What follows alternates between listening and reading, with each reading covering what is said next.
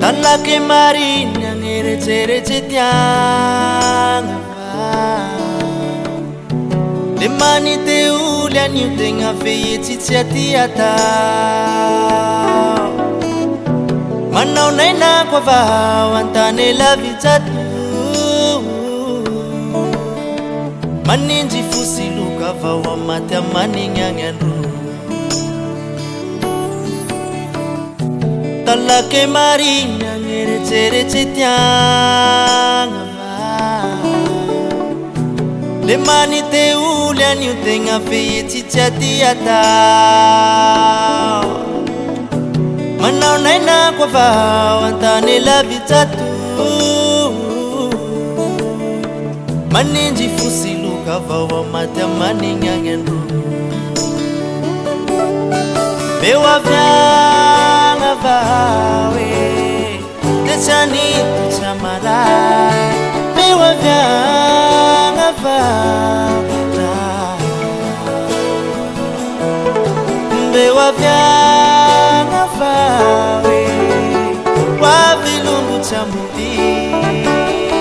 wavitsangu mefutu wafano vya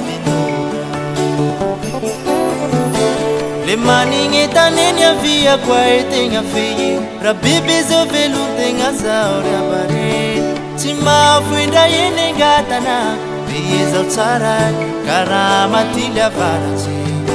fulia ngetima ngati bewa vavara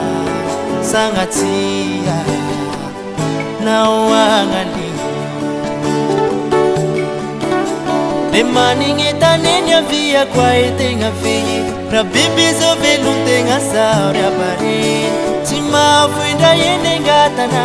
biza tsara karama tilia varache fulia ngetima ngati bewa vavara sangatia na wangali bewa vyanga vawe techani chamarai bewa vyanga vawe bewa vyanga vawe wavilungu chamuli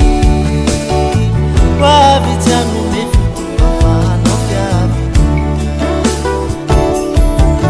bewa vyanga vawe techani chamarai bewa vyanga vawe bewa vyanga vawe wavilungu chamuli wavitsangu mefutu